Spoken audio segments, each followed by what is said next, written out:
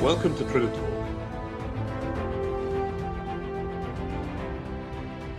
This podcast is dedicated to topics that we think are important to the profession of medical writing. Our goal is to bring topical issues to the forefront and hopefully spark conversation in a wider domain. I'm Douglas Fiebig, Senior Partner at Trilogy Writing Consulting, and I'm here today with our guest, Johan Telen. Johan is an engineer by training with an extensive background in developing strategies for process excellence. Together with his wife, Anne-Marie Geertz, Johan founded Improvement at Work back in 2010 as a consulting business supporting biotech and pharma companies plan and execute preparation of their first CTD submission dossiers.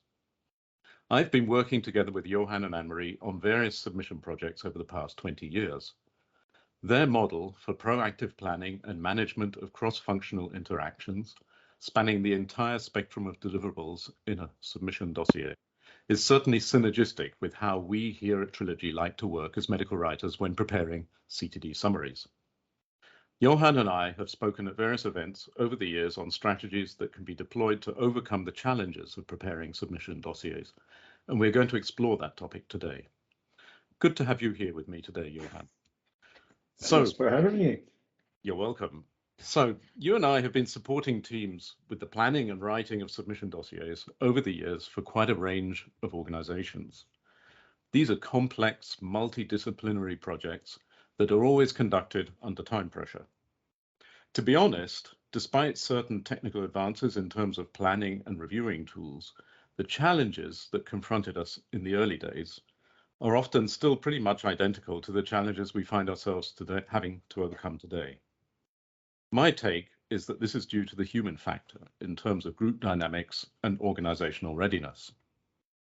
Johan, I know you've gathered quite extensive statistics on the time taken to prepare CTDs across the industry. Maybe this would be a good place to start our discussion by illustrating the potential for reducing the time needed to prepare these submissions. Mm-hmm. Sure. Well, we obviously indeed need to know the market out there for our clients. So yes, we have been gathering the data, and if we look at the FDA approved drugs over the last 5 years, the 2017, 2021 timeframe, but looking at first submissions only, because that's our client base. So not looking at the Pfizer's, Biogen's, J&J's of the world, but like the biotechs out there that are doing it for the first time. Then in that period, there were 77 drugs approved. For 69, we were able to find the data because not everybody actually needs to put out a press release. But so when you look at the time from press release of that pivotal data until they actually put in the submission to the FDA, there's a huge range actually, going from as fast as 31 calendar days to as long as 751, and the median actually being 205. So that's that 6.5 months that often is quoted in the industry as actually a time for a submission. So, but yeah, there's a huge rates out there, and I think you put the finger on it initially. It's like it's all about the human factor. So when you take the fast line, obviously within that's a huge span, leading up to 2 years. So from 1 month to 2 years, and obviously there are a number of factors which affect that. There may have been more or less complex programs. There may be better resource teams, less resource teams. There may be issues with the data. There may be interactions with the authorities which contribute to that. But what would you say? I mean, obviously, everybody would rather have the 35-day scenario than the 2-year scenario. But what would you say is really a fundamental factor in influencing getting down to that as low as possible number of days or weeks to get a submission put together? Oh, it's being ready for it. Ultimately, it's obviously there needs to be a drive and a reason to go fast. Now, obviously, I mean, everybody wants to go fast because you want to get your drug to the patients. I mean, that's a given. But on the other hand, of course, there is the financial aspect of it. Like going fast, preparing to go fast means investing at risk. So you need to be able to do that as well. I mean, some biotechs simply don't have the resources to throw at it to basically be ready, and yeah, they just keep going, hoping to last till they get the data, get positive data, and then the floodgates go open, so to speak, and they start hiring, etc. In a situation like that, obviously you can't go fast. I mean, is the comparison between like when you're driving home and you have a flat tire, it will take quite a while before you're back on the road after having found out where the jack actually is in your car, and then some. And you look at the Formula One, and they change all four wheels, put a couple of gallons of fuel in there in less than a couple of seconds. Mhm. That's So, the difference. yeah, I mean, and obviously Formula One is a very good analogy in many respects in this situation, and maybe we'll get back to that shortly. But I think the key there, as you said, is also like financing, and Formula One is extremely well financed, so they've got all the people, they've got all the equipment, they've got all the facilities, whatever that. But if we try and sort of dig down a little bit into what would be the best type of scenario to reduce the time possible, obviously financing, but what's the best time to start preparing for a submission then? And what are the first activities needed for a solid start, assuming that the financing is available? Yeah. Well, in an ideal situation, actually, you start planning for your submission when you're designing your trial with the end in mind. Like when you're writing up your protocols for your pivotal trials, you should be thinking about like, what's this going to do to our database log? How easy it's going to be to actually analyze all of this? Is this really what we need to make a compelling risk-benefit case? Now, obviously, there goes a lot of thinking into that. And at the time you write the protocol, typically you don't know everything. So yes. And so apart from that, I would say like in an ideal situation, really kicking off like the submission effort is anywhere like roughly 9 months before last page, last visit, or anticipated last event or something like that, because that gives you the time to actually get your team together and go through the multiple loops that you'll need in diving into all the details of all the planning that's needed without basically rushing it, but being able to build up a plan together with all the teams that will have to execute it. And that's a key thing, I think. I mean, because sometimes clients call us like because they or prospects call us because they heard about this and says like, hey, we can, you guys can do this real fast. We've got this readout coming up, and we'd like you to help us. And then you ask them like, okay, and when's your anticipated readout? They say like next month. Say, yeah, well, sorry, you should have called us like a year ago. I mean. Yeah. No, but you're laughing, but it's serious. People think like we have a magic wand or something. It's not like that. It's hard work with working with all the teams, really making sure that you flush all the details out. You know how you're gonna do it. Again, the analogy of the Formula One team.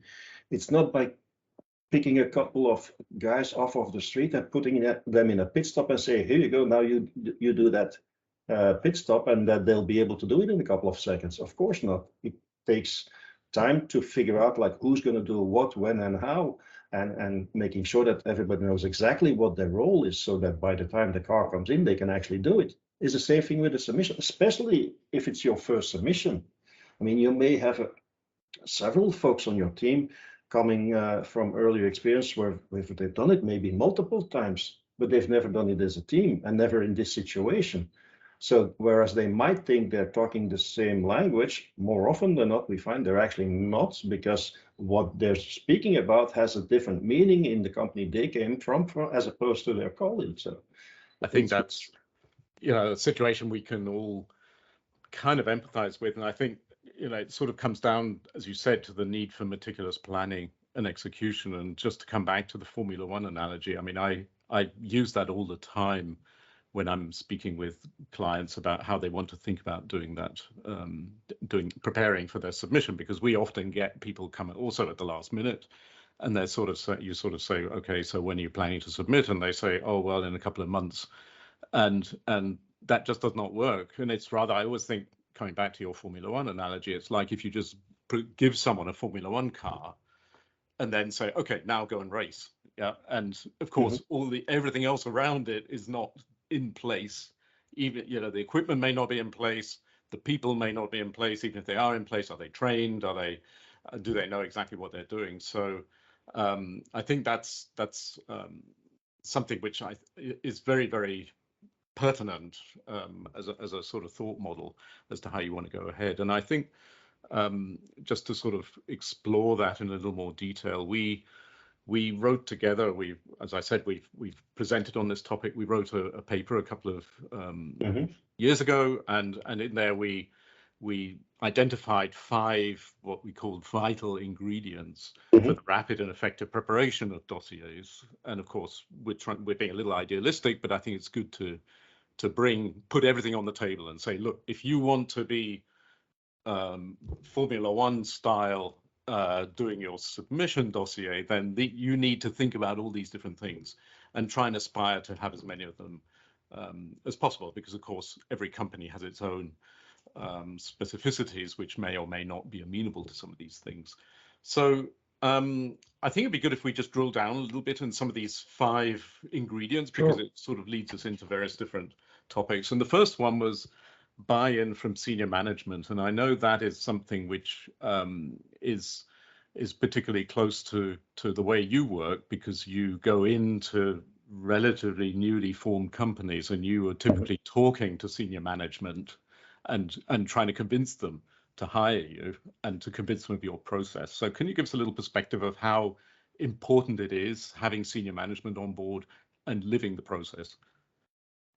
Well, it's actually crucial. It's vital. I mean, without senior management buy-in, it's never gonna fly. And that talks to a lot of different elements of what you need. Obviously, we mentioned that before. There's the resourcing thing.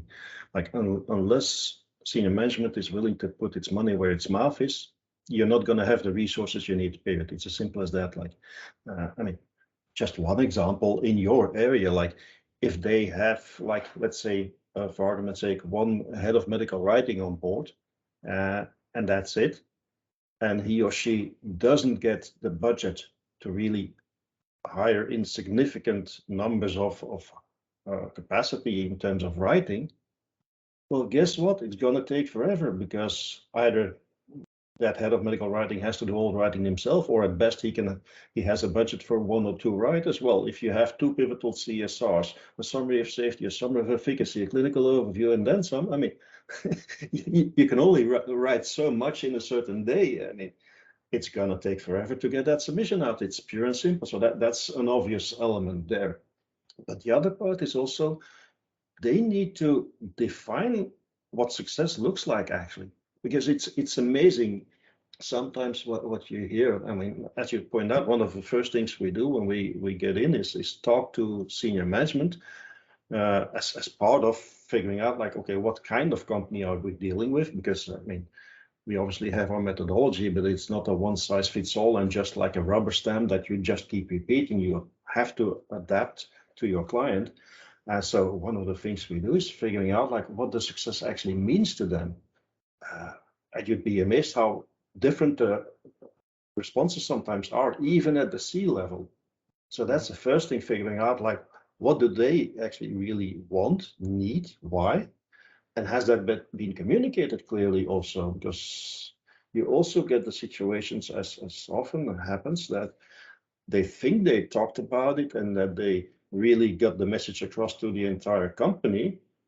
But then when you talk to the lower levels, it's not necessarily the case. And as always, with our client base who are in those early stages, there's a lot going on. Theoretically, in our situation, the ideal situation is you have one drug company, and that's all they're doing, and that's all the focus. Yes, obviously, that's for us, that's ideal, because everybody's really paying attention to this, because it's the only thing that's going on.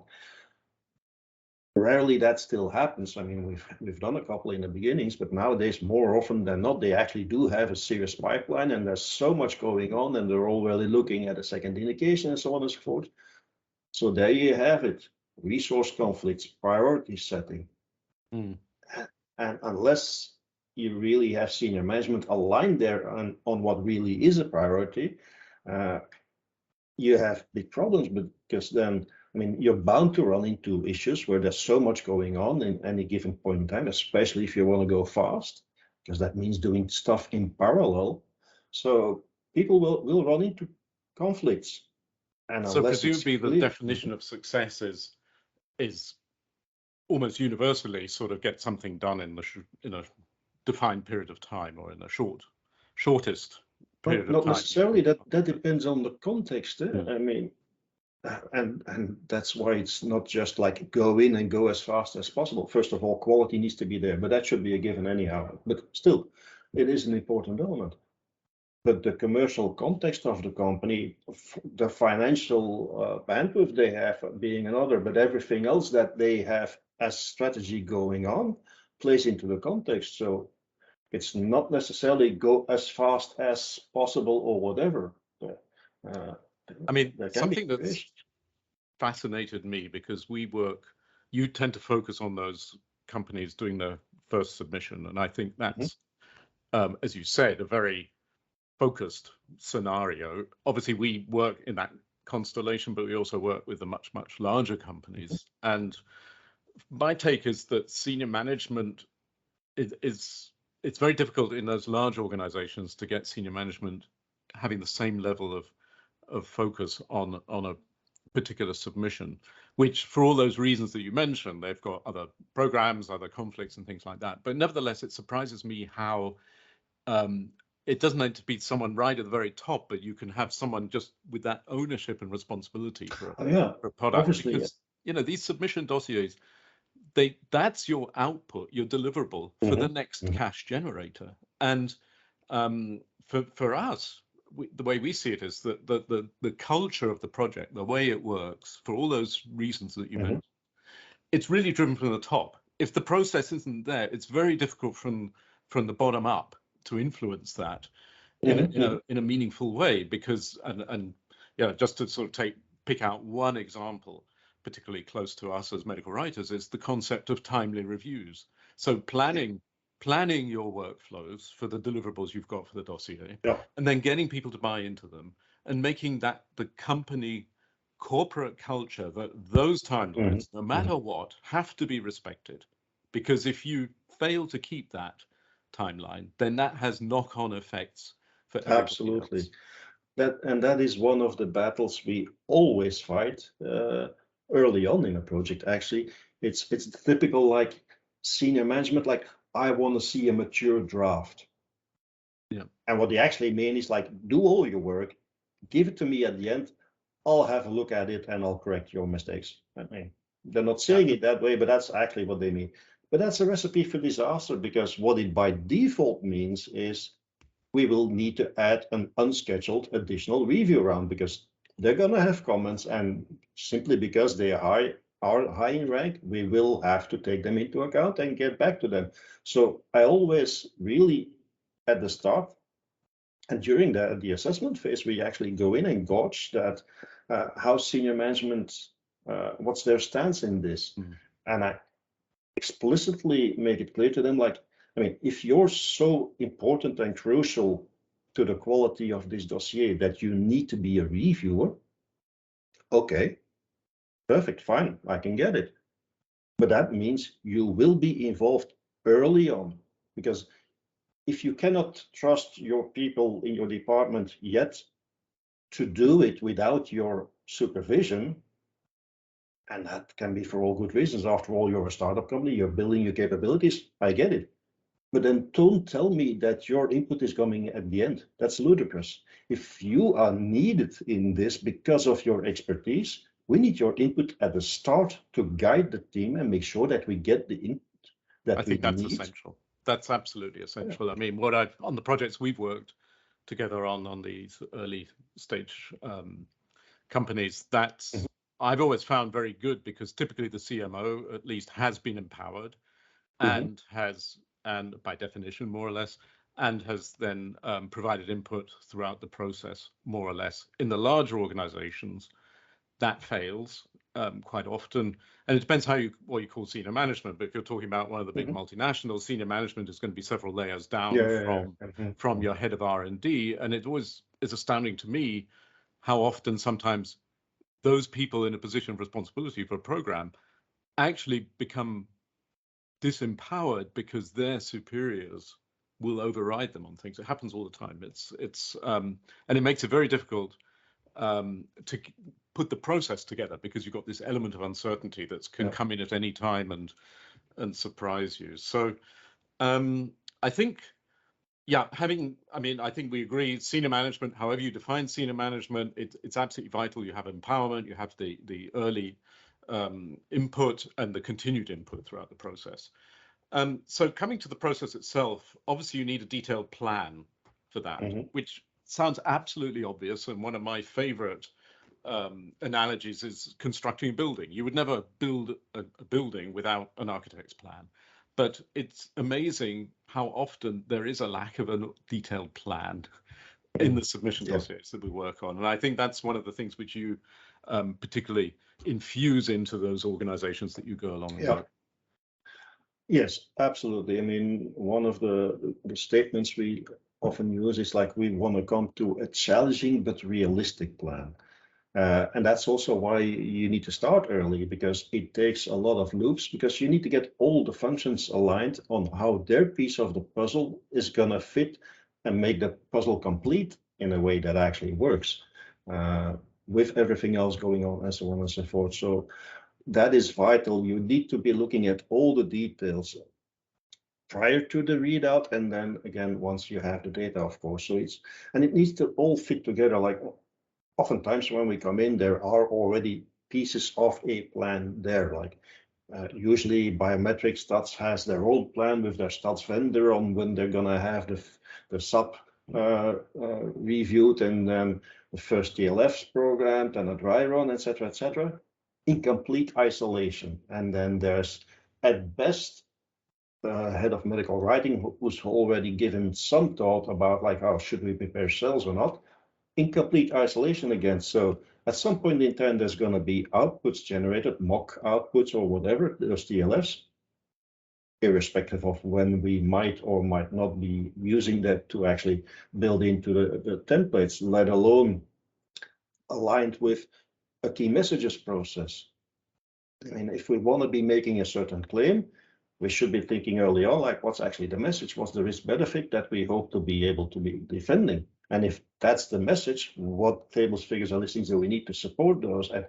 And it's amazing how little strategizing there is, and just putting the pieces in a sense that in a way together in a way that makes sense and are chronologically feasible. Where the messages become available. So from your various deliverables there, that's sort of like delivering those building blocks of your message there. And one thing which right from the very beginning, actually working with yourselves, which has been an important component of the plan, has been the flow chart, which is a wonderful visualization of all those moving parts that are involved in a submission. But I mean, obviously that's not the only tool, but that's something which you use pretty universally, I would say. Is that right? Yeah, for keeping teams sort of in the picture. Yeah, that's absolutely. We simply cannot do a submission without it, and it's actually a very visual tool. I mean, sometimes people ask like, what software you use for that? It's literally a drawing software. It's concept draw, similar to Visio, etc. It's not automatically generated, and the reason for that is twofold. On the one hand, we really like the visual aspect of it, because it shows time flowing from left to right, what's going on, and just by taking a crosscut, you can see actually what's going on at any given point in time, and it's very easy to train people on how to read it. Except from the project managers, the diehards, no company that I've worked with, you find a lot of people that actually like going into a Microsoft project of a couple of hundreds or thousands of lines and figure out what's going on and when they need to do what. I mean, they usually run away. With the flowchart, it's very visual, it's very easy to read. So that is a crucial element in just communicating. But even for ourselves, it's just looking at it, it's very easy to say like, hey, hold on, this can't happen because we're supposed to be doing X and we don't have Y in place yet. It just jumps at you. It's the dependencies. Of course, the Microsoft project file has dependencies, but it's not it's not obvious to you there. If you see one box in one place, another box in another place, that other box moves Exactly. and it overtakes the first box, then you realize Yeah. you've got a problem, yeah? And And you have to address it. theoretically, Microsoft Project can do all of that, but that would mean that you really need to make sure that every single dependency is in there, or else it won't flag it. And in the flowchart, even if we miss a connection in the sense of drawing literally a line from one box to another showing a dependency, I mean, all of us that have been in this business, we know those dependencies exist. So even if the line is not drawn, you just see it because it jumps at you. In Microsoft The other thing Project, I you don't really see it because it's two pages down. Yeah, absolutely. And the other thing I really like about the flowchart is, and this is something which always amazes me, is that it visualizes that these are defined activities, defined steps. So the whole CTD process can be broken down into a whole series of steps. Sounds obvious, but if you look at manufacturing, for example, manufacturing of tablets, for example, it's a whole series of defined steps, and you can't overtake one. Something has to happen before the next one happens, and each one of those steps, it's an activity that takes time. It needs an owner. It needs somebody to do it. There, and that's what I find in document preparation is often missing, is that some things are sort of done just between other things, like reviewing documents. It's just like, well, I've got a full day, but sort of like in the evening I'll just review something or carry on in the morning a little bit. And you don't manufacture tablets with that approach. You have every different step has a defined space, and that has to be done. And that's what I think the flowchart and the visualization sort of brings that home much more readily than some other tools like Excel or Project or whatever that may be used. And that obviously is combined with another very straightforward tool that we use, that's a simple Outlook calendar. So when we do a project like this, we actually create an Outlook submission calendar with the name of the compound. So the flowchart helps in visualizing the plan, and you gradually build it up until you get, like, as mentioned, a challenging but realistic plan. Then all those review rounds and those round tables to discuss the open topics, they're scheduled from that calendar well ahead of time. So people actually see the period in their calendar. Obviously, it's not like if you have a 5-day review, it's not going to block their calendar for 5 days. I mean, that's never works. It's as free space, but it shows up on their calendar well up front. They know they need to carve out the time to actually do it. Those round tables are scheduled well up front because you need all those crucial reviewers to be there. So you better plan it well in advance, or it's never going to happen, or it gets pushed out, or you're missing key people because they can't make it. So the flowchart is one. That calendar is another one. I think so if we come back to the sort of the detailed plan, that obviously at the beginning, and I know this, you start off with sort of like a rough plan, and then it sort of kind of gets refined up until there's some sort of stability there at some point of the project where we start doing the documents. But another key element is actually nurturing that plan. So the plan, and I've been involved in like other projects, not with yourselves, where there's been a plan, but then there's been no one who's actually maintained it. And events have kind of like overtaken what has been detailed in the original plan. So I think having regular and structured interactions with stakeholders is an important part of the kind of work you do to optimize. That is key. I mean, there's no point, as you sometimes indeed see, having a project manager keeping a plan up to date after the fact. that has zero purpose. And sometimes what they end up doing is just like each time adjusting the plan to the reality. Well, it's intended to be the other way around, that actually by coming to a plan that everybody bought into and we basically built together, that we then stick to it. But so that only works if indeed somebody's on top of it, really making sure that it gets the attention it needs and people are made aware, like, hey, don't forget you have this crucial deliverable coming up. Are you ready for it? And so on and so forth. So, and yes, there is always so much going on that somebody needs to be paying attention to that and flagging it. And yep, that's one of the advantages we have, of course. I mean, any submission project like that, we typically come in with 2 folks, and our sole focus is that submission. So yes, we're all over that plan and really keeping an eye out and making sure that people are delivering when they're supposed to be delivering, and not just after the fact saying, oops, we missed it. Oh yeah, well, can you get it? Obviously, So I think, the things happen and you need to adopt yeah, and change your plan as needed, but it's as I much as think possible avoiding changes. yeah, and one important part actually at the very beginning of the plan is actually getting people to buy into it, I think, isn't it? It's like, Yep. I know you recommend a series of workshops that Yep. that you have this structured approach in. You said like ideally 9 months before database lock or last patient last visit, somewhere in that time frame, that you already kind of sensitize the team to the plan. Yes. And what it involves and Absolutely, yeah. And we typically have 3 of those indeed. One very early on in the beginning to basically say like, this is the approach we're gonna take. These are the tools we're gonna use. Here's what exists as a plan. These are the points where we still need to optimize because we're not meeting the goal, or where we simply don't have a plan yet, etc., etc. And then working with all the functions, we go through loop after loop after loop, and then a second workshop, kind of like 4 to 5 months before that last visit. So like, okay, here's the next phase, and at that point in time, it's like 50% like status updates. Where are we? All the different functions, really explaining to their peers, like, where are we? What are the risks we're seeing? How can you help us? And the rest of it is breakout sessions where we dive into fixed pieces of the plan that either are not working yet, or where we don't have enough detail, or where there's a high risk. And by the way, in those workshops, it's not just the company. We invite the crucial CROs as well. I mean, because without them, it doesn't work. Because yeah, certainly the last couple of years, more often than not, a lot of the work is outsourced. So unless if you involve those crucial vendors, it's not going to happen either. Yeah, But and yeah, I think it's a crucial element that you point to. It's really about building the plan together. I mean, the worst thing that can happen is that people perceive it as improvement that's works plan.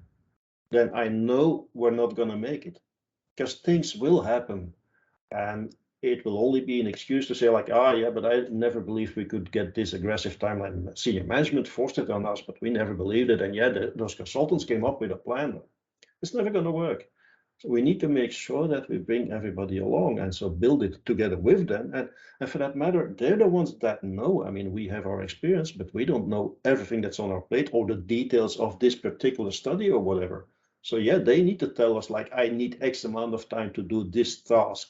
We'll challenge them if they come up with a timeline that we haven't seen before. Like, really? But hey, I mean, we've had the opposite as well, that people came up with unrealistically short timelines, and then we challenge them just as much to say, are you really sure you can pull those off? Because I've never seen it before. I'd love to know how you do that. And more often than not, then it turns out like, yeah, okay. yeah, So yeah. yes, it needs to be their plan so that they actually own it and execute on it and are able to execute it, and not at the first thing that happens, say like, well, I never believed it in the first place. No, I agree, and I think the other thing which the plan is very effective at doing is reacting to those changes that you mentioned. I mean, no plan stays static, and over time there will be glitches in the whole sort of process, and some deliverables will be delayed. And the plan and the general approach to planning and maintaining it, and these regular interactions with the stakeholders and having stakeholders buying in to the plan enables you to develop mitigation strategies that actually work. And I know we've very often been confronted with situations where there has been some unfavorable development in one of the contributions to the whole submission, and then you have to take a look at it, and you can see very well all the dependencies, and try and work out where can we save a day here, where can we save a day there. And I know by doing that, often you can mitigate entirely, almost, so that you don't threaten your end date. Yeah, the better prepared you are, the better thought through your plan is, the easier, well, or I should say, the less difficult it is to adapt when something happens. because you know your plan, you know the limits of your plan, but you also know like where you could still do something. But one caveat is like we always go in and we say like we want that challenging and realistic plan. There's no buffers in there because after all, we're here to go fast or you wouldn't need us. But as we said, we build up that plan together. And so in that first 6 to 9 months, yes, that plan is changing on a daily basis. And sometimes it drives senior management crazy because they want to know what's the plan and they want to know the date. So it's like, well, by the time of the last workshop, roughly 1 month before last specialized visit, we'll tell you. Because it takes the time up till then to really flush out the details and really nail it down. But then once we nail it down, we actually try to really stick to it. So yes, if something happens, we will adapt as needed. But the first reaction will always be, no, we stick to the plan. Because by that time, teams are so much under pressure and frankly are getting tired that the first reaction when something happens almost always is like, we need more time. And our first response always will be, no, you don't. Let's look at what happened, why it happened, and actually the why it happened, less so, we can do that afterwards. Now is focus on what do we need to do to get back on track, how can we get back on track? And that is not by default, the answer is we need more time. We need to think and then see what happens. And sometimes, yes, is for this particular piece, we need more time. And then to your point, is like by knowing the plan so well, you can find workarounds, mitigations, so that in the end result doesn't get jeopardized. But so we really try to strive and also get that mentality in that once we align on the plan and we say we're going to execute, that's what we're going to do. And actually, we've had at least one project that I remember where we ticked every single box the way we planned it. There was not a single day that it was shifted. Doesn't happen a lot. Usually there is some changes that you need to make. But yeah, that's the going in position. Because if you have the mindset of like, yeah, well, the plan is actually kind of a guideline, but it's, I mean, if we need more time, we'll need it. Then it's going to be pure chaos. Yeah. We had one project which was problematic on a number of fronts, but actually in the early state, I think it's the second week we were on the project with the company, they had a project planner, but actually that was somebody who really just tracked what was going on. And when I floated the idea of why don't we have a detailed plan so we know where we're going on this submission, they basically said, well, I'm not sure we really need that. We never really work with plans. We just provide drafts when people are ready for them. And I said, that won't work. Each one is going to slip. Yeah, you always need some sort of containment, some time by when so that everybody else knows when something's going to happen. I think that's for sure. I think to some extent, I find that actually disrespectful. Yeah. I mean, is that how you treat your colleagues? Just like, yeah, I'll get it to you when I get it to. I mean, when a contractor is supposed to be doing some modifications to your house, if he were acting that way, would you ever hire him again or recommend him to anybody else? You don't want to be working with that person. Why the heck would you do that yourself to your own colleagues? Exactly. It doesn't make sense. It doesn't make sense. Yeah, it's respect in the end. But I think the main problem is often people have a problem with committing to something. I mean, in our medical writing world, we have this as well in terms of often the clients say, well, can't we work up certain sections beforehand up front, which won't change later on, and then we can grade them out, and then everything's fine. We can focus on the later sections. Universally, everybody will agree to that approach. In practice, it's very difficult to actually have people review something months before your submission date and buy into it. And not kind of say, well, I'll look at it later on and look at it. And all those kind of last minute activities that we're confronted with are often not because there's been last minute changes to the data or anything. It's because there's been a lack of commitment upstream. Yeah, indeed. People not really paying attention when they should. And exactly. There's two elements to that. One is, like you say, just people not paying attention and say like, yeah, I'll deal with it because like that submissions team's like still far out and we'll get the draft and another chance. Like, Well, it's going to be a big elephant that you'll have to eat. You want to eat that in one afternoon, or would you rather spread it out and eat pieces of it along the way? It's probably easier doing it that way. But yeah, you need to commit early on to do certain pieces of it and then actually trust that, like, yes, this is what we needed, this is good. Now let's put it to rest.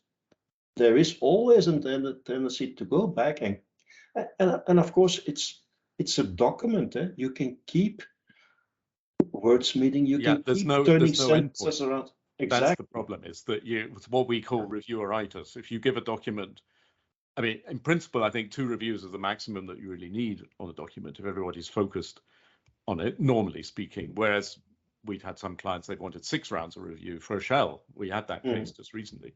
It doesn't improve over time there. It's just, I think, No. people's insecurity and their unwillingness to buy in on something. I think And coming if you to would the really topic analyze, you would see that you go back in circles. I mean, the yeah, more review and, cycles you have, the more likely you're to end up back at square one. Huh? right. And if you retrospectively take a look and see, did the document really improve so much with that No. from the So, first round of review? and the second, that was one element, but the second element to that actually is ownership. And you mentioned that.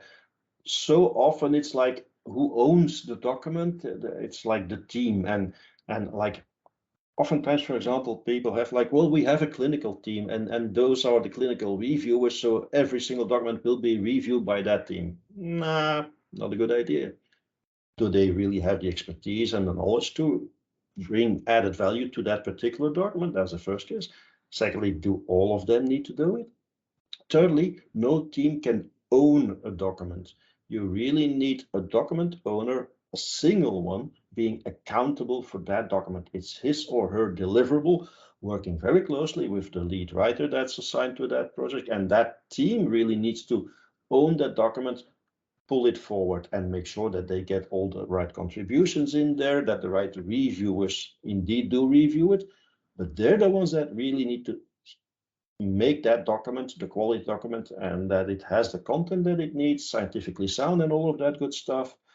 But it's not the team. No, I agree, and I That's think it's the buck has to stop somewhere with one person exactly. to pull it together. I think the other thing is, I mean, just sort of touching on the sorts of tools coming to like reviewing and document ownership. Obviously, one thing which has transformed our lives are these sort of central reviewing tools, collaborative reviewing tools like Please Review. You can use SharePoint Online as perhaps not quite as elegant, but it sort of is better than nothing, at least. But one thing with Please Review, which we always try and implement, is to say, okay, if you have 5 people from regulatory, or you have 5 clinical scientists who need to review it, then create a sub-review, which you can do in Please Review. Everybody from that function does their review. It gets adjudicated by someone from that function, and then the outcome from that gets fed into the main review, so that you don't end up having to resolve issues within a function along the line of your main review, that they do that and everybody can do theirs, and you have one functional responsible person for each of those functional areas. I mean, that's something sometimes difficult to implement, but I think it's at least something which we can aspire to simplify, like exactly what people's position is on certain issues. Yeah, it can certainly help a lot in that respect. I mean, firstly, the root cause should be tackled. You see my process excellence cap happening coming up here, but like the root cause is they've got too many reviewers from the same function. Why? Do they really have different levels of expertise? Okay, then it could be warranted to have like 5 regulatory reviewers on a team, because maybe one is really focused on the EMA submission and really knows the EMA guidelines thoroughly, and the other one is focusing on the FDA, and yet another one has something, I don't know, whatever. There can be a reason, right?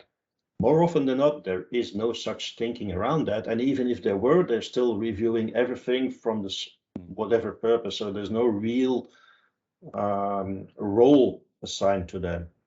And then, yes, something like that can help mitigate the root cause, so you don't have to fight the battle of like, I only want one regulatory reviewer, like you want everybody their little sister in regulatory review, fine, but get your act together and make sure that we get one consolidated set of comments back to us, and that preferably are not conflicting. So yeah, you can solve that then indeed via the technical route, but the root cause isn't solved. I think you can, yeah, I mean, root cause, I think maybe going back to the beginning where you said you would kick off with a workshop long before last patient, last visit, and it comes to the topic also of like, you know, training the team. What are the expectations? What are they meant to do? And that's all part of the organization there. Yeah. And part of that, close to our hearts, is just how do you review a document?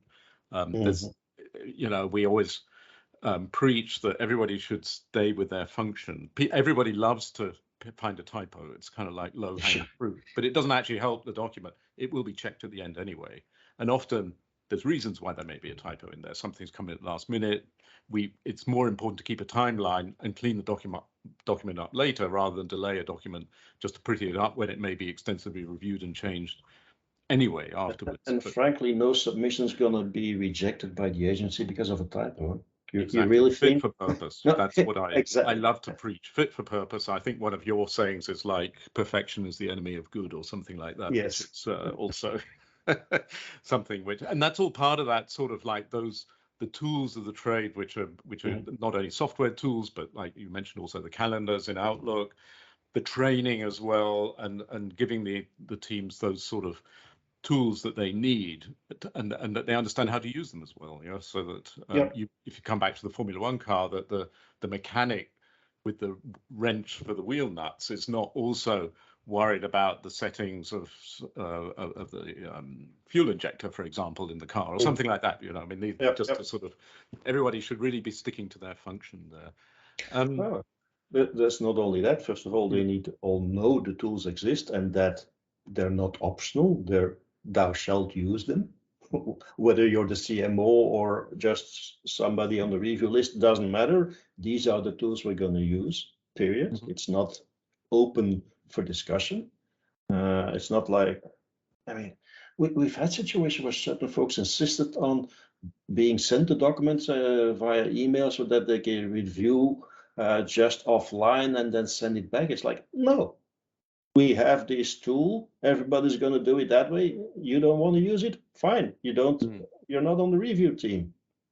I mean, it's not a free for all. After all, I mean, we are a company with a particular goal in mind. So if you want to play along, yes, please. If you don't, I don't think you should be in this company then. I mean that's very provocative here. Comes in. Well, you can have it at several levels, but if you have a higher chance of it at senior management, yes, and then one of our jobs as consultants is actually to confront them with their behavior and the effect it has on the team.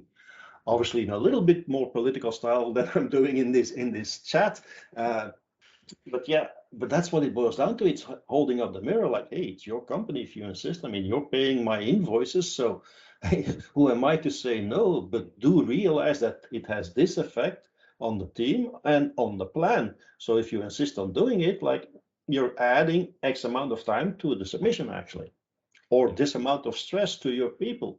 Is that what you want? I mean, fine by me, yeah? I mean, but yeah, there's always a price to pay. That's exactly. And it may be visible in terms of a delay in the submission, or it may be not so visible in terms of team stress, team burnout, and whether that team is going to be maintained moving forward after submission, which you also need their expertise very exactly. often. I mean, a lot of people think like, yeah, that was tough getting the submission in. Well, wait till the responses and the requests for information start coming in. You still need to do all of that.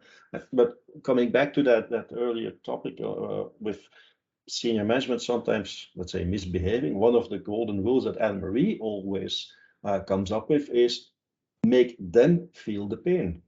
Because more often than not, they're not aware, so hence the holding up the mirror, but they don't feel the pain of any last minute changes they want, etc., because everybody scrambles to basically do what they're asking. So you need to make sure that they actually feel the pain of what they're causing, and then maybe they'll start to think twice. Yeah, I mean, that's something which is obviously yeah, going to be variable how that can be enforced within, depending on the group dynamics, the corporate culture, everything else there. I think just to sort of come in on the fifth element there that we discussed in the beginning, just to wrap up our chat today, the fifth one was maintaining the team's focus on the plan. So then I know you always stress a lot about the team needing to prioritize tasks. So number one priority is the submission. If there are other tasks as well, which are not central to the submission, then the team needs to work through how they can reprioritize rather than saying they can't review a document because they've got to, I don't know, attend some meeting that's maybe not central to the submission or something like that, and maybe they don't need to attend. Yeah, and that's where all the previous elements come together. On the one hand, you have taking the time to come up with a plan that is supported by everybody, and actually they all contributed to it. So those conflicts shouldn't be there because they knew of them or should have known about them when they actually bought into the plan. Secondly, the calendar management by plugging in those activities way up front, etc.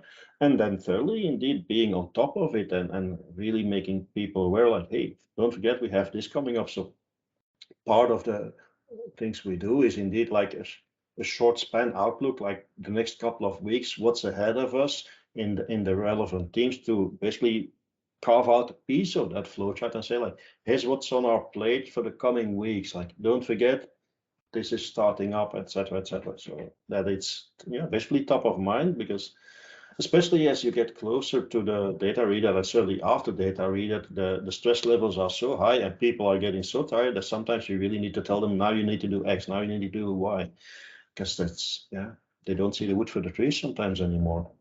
Yeah.